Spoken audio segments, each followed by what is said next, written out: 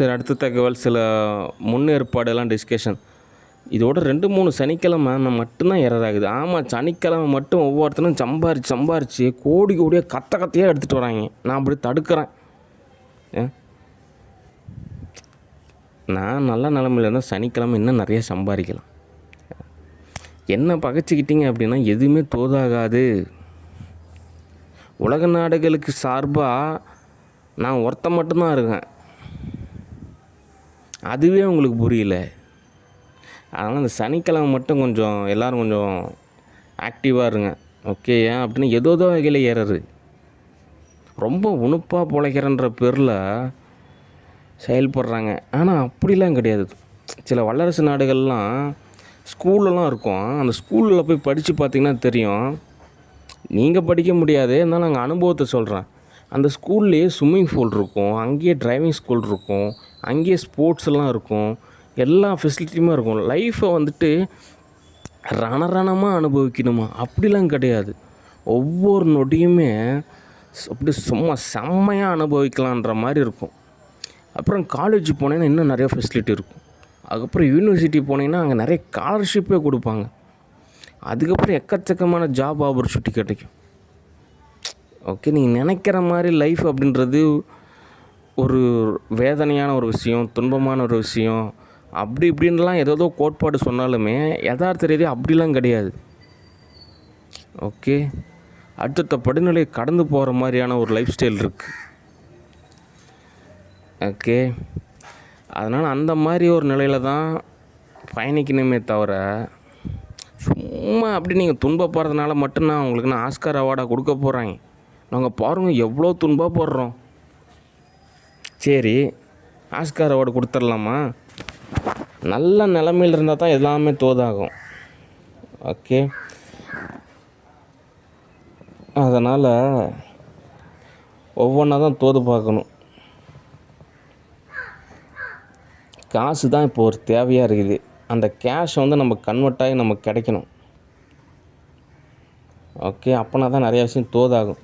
இந்த காப்பாற்றுன்ற பேரில் சும்மா ஏதோ ஏற்படுத்துறதுனால ஒரு பிரயோஜனமும் கிடையாது. காப்பாற்றுன்னு நினைக்கிறீங்களா? ஒரு ரியாலிட்டியாக ஒரு கேஷ் கொடுத்தா தான் அது ஒரு பயனாக இருக்கும். ஓகே, அதனால நம்ம கேஷ் கிடைக்கிறப்ப தான் அடுத்த படிநிலை அப்படின்றது தோதாகும். ஓகே, அடுத்து இந்த எலெக்ஷன் முடிஞ்சதுக்கப்புறம் தான் நமக்கு ஓரளவு தோதாகும். ஓகே, அடுத்து ஸ்டூடியோவை பொறுத்த வரைக்கும் என்னுடைய சுதந்திரம் தான். அது நான் தான் உரிமையாளர். அதனால் என்னோடய விருப்பத்தின்படி தான் நான் இயங்குவேன். சொல்லப்போனால் எர்த்தலா யூனிவர்சல்லா ரூல்ஸ் அண்ட் ரெகுலேஷன் தான். Okay, so don't miss understanding. சரி,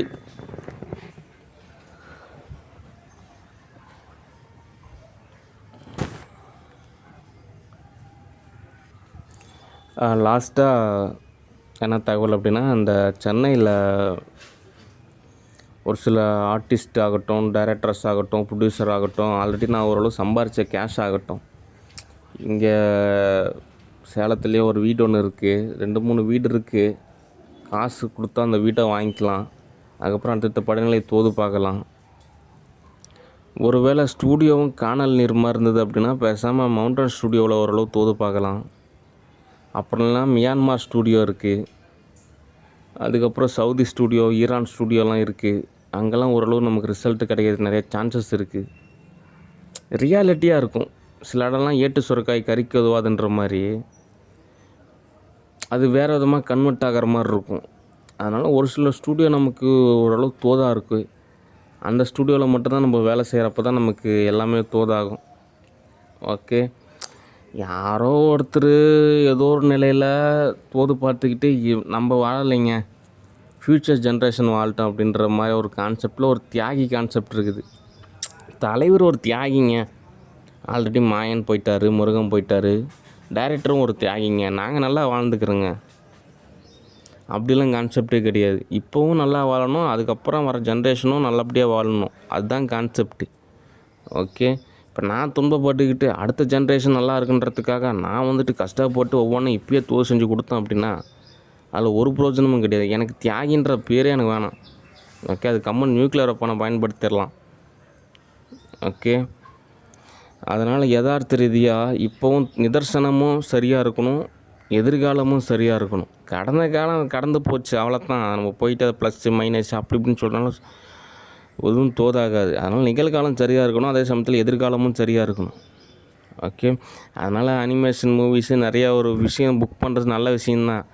ஆனால் ரியாலிட்டிக்கு தோதாகணும். இப்போ யூஎஸ்ஏல என்ன சொல்கிறாங்க அப்படின்னா, கிடக்கிறதெல்லாம் கிடக்கட்டுங்க, எங்களுக்கு மூவி புக் பண்ணுங்கள், எங்களை தோது பாருங்க அப்படின்னு சொல்கிறாங்க. அது சரிதான், ஆனாலும் ரியாலிட்டியாக யோசிக்கணும். உங்களை நீங்களே தோது பார்த்துக்கிட்டு நீங்கள் நல்லா டெவலப் ஆகி போயிடுவீங்க. இங்கே யார் துன்பத்தை அனுபவிக்கிறது? அதனால் இங்கே முதல்ல நான் தோது பார்க்குறேன். எதுக்காக நான் இந்த தேவ் ஸ்டூடியோவில் நிறையா மூவி புக் பண்ணுறேன் அப்படின்னா, ஏன்னா நம்ம வாழக்கூடிய பகுதி இங்கே நம்ம ஓரளவு தோது பார்த்தா தான் அங்கேருந்து நம்ம அடுத்த பகுதிக்கு தோது பார்க்க முடியும். சும்மா எங்கேயோ ஒரு இடத்துல தோது பார்த்துக்கிட்டு இங்கே நம்ம ஒரு வறுமை நிலை ஏற்படுத்திகிட்டு இருந்தோம் அப்படின்னா அது சரி கிடையாது. ஓகே, அதனால தான் நான் ஊருப்பட்ட காசு செலவானாலும் பரவாயில்ல, டைம் ஆனாலும் பரவாயில்ல, நம்ம இருக்கக்கூடிய பகுதியை முதல்ல சரிப்படுத்தணும்னு நினைக்கிறேன். ஓகே, அதனால் நிகழ்காலம் அப்படின்றது மிகவும் அவசியம், நிதர்சனம் அப்படின்றது மிகவும் அவசியம். ஓகே, எதிர்காலத்தை பொறுத்த வரைக்கும் நம்ம ஒரு அலுவலகம் அமைகிறப்போ ஒரு நாளைக்கு 10 அனிமேஷன் மூவிஸ் கூட புக் பண்ணலாம். ஓகே, ஃபெசிலிட்டி இருக்குது. கிடைக்கக்கூடிய நேரத்தில் நம்ம இப்போவே ஒரு ஃப்யூச்சருக்காக நம்ம தோது பார்க்குறன்ற பேரில் நிகழ்காலத்தை மிஸ் பண்ணக்கூடாது. அதனால தான் நிகழ்காலத்தில் நமக்கு என்ன தோதோ அதன்படி நம்ம பயணிக்கிறோம். அதை சரியாக புரிஞ்சுக்கணும். ஓகே, சும்மா வந்துட்டு இந்த ஸ்டூடியோவை நாங்கள் டெவலப் பண்ணுறோம் அப்படிலாம் கிடையாது. இங்கே முதல்ல நம்ம சோற்றுக்கு வழியை ரெடி பண்ணணும். முதல்ல நமக்கு சோறு வேணும். அதுக்கப்புறம் தான் நமக்கு அடுத்தடுத்த படிநிலை வேணும். அதே மாதிரி தான் தேவ் ஸ்டூடியோ முதல்ல ரெடி பண்ணணும். அதுக்கப்புறம் நமக்கு காசு கிடச்சிச்சின்னா அதுக்கப்புறம் மற்ற ஸ்டூடியோலாம் ஈஸியாக ரெடி செஞ்சுக்கலாம். ஏன்னா மற்ற ஸ்டூடியோவிலேருந்து காசு கிடச்சா ஒன்றும் தெரிவிக்காது. இப்போ யூஎஸ்ஏலேருந்து நமக்கு வந்துட்டு ஏதாவது ஒரு கிஃப்ட்டு கிடைக்கிது, ஏதாவது ஒரு கேஷ் கிடைக்கிது, பேப்பரில் கேஷ் கிடைக்கிது, ஜிபேயில் கேஷ் கிடைக்கிது, நமக்கு ஏதாவது கிஃப்ட்டு கொடுக்குறாங்க அப்படின்னா ஒன்றும் தெரிவிக்காது. ஓகே, சும்மா டேட்டா லாஸ் மட்டும்தான் ஆகும். ஓகே, அதுக்கப்புறம் பெனிஃபிட்டு கிடைக்கும். ஆனால் ரியாலிட்டியாக நம்ம யோசிக்கணும். நம்ம இங்கே வாழ்வியலுக்கான எல்லா வசதியும் ஏற்படுத்திக்கணும். அதுக்கப்புறம் தான் அங்கே நம்ம தோது பார்க்கணும். ஓகே, ஆனால் நம்ம இங்கெல்லாம் தோது பார்க்கறனால இங்கே இருக்கக்கூடிய நிலையில் இருக்கவங்களுக்கெல்லாமே ஒரு போட்டி, பொறாமை, சண்டை, சச்சரவு, நமக்குள்ளேயே சண்டை போட்டுக்கிறதுனால நம்ம ஒரு பிரயோஜனமும் கிடையாது. நமக்குள்ளே ஒரு ஒற்றுமை இருந்தால் தான் நிறைய பெனிஃபிட் கிடைக்கும். ஓகே, அதனால தான் நான் கொஞ்சம் தேவ் ஸ்டூடியோவில் இருக்கக்கூடிய டைரக்டர்ஸ் ஆகட்டும் எல்லாம் கொஞ்சம் மூவ் பண்ணுங்கள், சரியாக போயிடலாம், எல்லாம் பிரச்சனையை சால்வ் பண்ணிடலாம், அடுத்த நிலைக்கு போகலாம், எல்லாம் சரி பண்ணிடலாம் அப்படி நான் சொல்கிறேன். அதை நோக்கி தான் நான் பயணிக்கிறேன். ஓகே, ஆனால் என்ன இங்கேருந்து சென்னையிலேருந்து சேலம் வரத்துக்கு அழுகுறாங்க. அதுதான் இப்போ ஒரு பெரிய விஷயமா இருக்குது. அவங்க அழுவாமல் சேலம் வந்துட்டாங்க அப்படின்னா இங்கே ஓரளவு வசதி ஏற்படுத்திக்கிட்டு இங்கே நிறையா மூவிஸ் எல்லாம் ரெடி பண்ணிக்கிட்டு அதுக்கப்புறம் இங்கே ஷூட்டிங் போயிடலாம். ஓகே, அதுக்கப்புறம் படப்பிடிப்பு. ஓகே, அது இலக்காரமாக நினைக்கிறது தான் காரணம். தமிழ் மொழி தானே, தமிழ்நாட்டு மக்கள் தானே, என்னங்க இது இங்கிலீஷ் பேசினா தாங்க கெத்து, வேறு லாங்குவேஜ் பேசினா தாங்க கெத்து. தமிழ் மொழியெல்லாம் போயிட்டு ஏங்க நீங்கள் வேறு தமிழ்நாட்டில் தமிழ் மொழி பேசி அதெல்லாம் என்னங்க, தமிழ் டீச்சராக இருந்தாலே வைப்ரேஷன் ஆகும். ஏன்னா 1.5 கோடி ரூபா மாதம் சம்பாதிக்கிறாங்க, அதனால் என்னை மட்டுப்படுத்துவாங்க. அப்படிலாம் எதுவுமே கிடையாது. நல்ல ஒரு அருமையான மொழி, நல்ல ஒரு பதமான ஒரு மொழி. ஓகே, இந்த மொழியை கற்றுக்கிட்டே நம்ம நிறையா மொழியை கற்றுக்கலாம். ஓகே, நிறையா விஷயத்தில் தோது பார்க்கலாம். எல்லாமே ஒரு சமநிலையான ஒரு சமம்தான். ஓகே, அதனால் நம்ம முதலாவது என்னென்னா நம்மளுடைய சூழலை வந்து நம்ம ஒரு சரிப்படுத்தணும். அதுக்கப்புறம் தான் நம்ம மற்ற வேலையை பார்க்குறன்றது தோதாகும். அதனால் ஸ்டூடியோ பொறுத்த வரைக்கும் கொஞ்சம் நம்ம டக்குன்னு புக் பண்ணிடலாம். அதுக்கப்புறம் நம்ம கன்சல்ட் பண்ணிட்டு நம்ம ஸ்டோரி ஸ்க்ரீன் ப்ளேவில் பொறுமையாக ஒரு 4 நாள் கூட டைம் எடுத்துக்கிட்டு நம்ம ஒவ்வொன்றா எழுதி ஒன்லைன் ஆர்டரு, அதுக்கப்புறம் அந்த எல்லாமே அந்த ட்ரீட்மெண்ட் வரைக்குமே நம்ம கரெக்டாக எழுதி அதுக்கப்புறம் படப்பிடிப்பு போகலாம். நானே எழுதுவேன். ஓகே, யாரும் எழுதுனது தேவையில்ல, நீங்கள் சிரமமே பட தேவையில்ல, நானே உங்களுக்கு எல்லாமே அமைச்சு கொடுப்பேன். ஓகே, அதனால் நம்ம அப்போ பொறுமையாக டிஸ்கஷன் பண்ணலாம். டக்குன்னு ஒரு மூவி புக் பண்ணுறோமா, ஓகே அவ்வளோதான், அப்படி இருக்கணும். ஓகே, சரி, ஏன் அப்படின்னா சம்பாதிக்கிறதுக்கு நமக்கு ஒரு பாதை தான் இருக்குது, அந்த பாதையில் நம்ம பயணிக்கிறோம், அவ்வளோதான் கான்செப்ட்டு. சரி, இந்த ஸ்டூடியோவில் இருக்கிறீங்கன்னா கொஞ்சம் அழுவாமல் கொஞ்சம் நீங்கள் வேலை செஞ்சீங்க அப்படின்னா அதுக்கு காசு கிடைக்கும். ஓகே. ஏன் அப்படின்னா தேவை இருக்குது, பொருளாதார தேவை இருக்குது. ஓகே, சரி, நன்றி, வணக்கம், பாய்.